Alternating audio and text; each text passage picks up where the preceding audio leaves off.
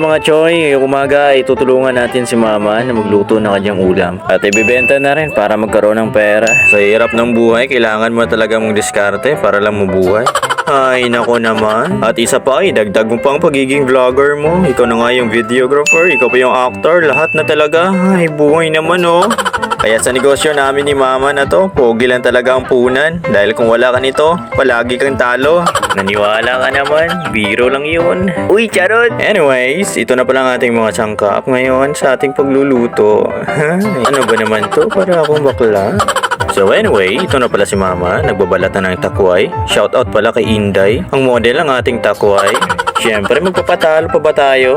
At ako naman rito, puging-pugi sa sarili. Nagkakagod lang ng niyog, marami pang arte. Ay, naku naman. Papogi na may konting kayod ng niyog. Nakita ko pala si Chichi, papunta na sa amin. Kaya nauna na akong kumain. Mahirap nang malipasan ng hangin. Kaya pati si mama kumain na rin.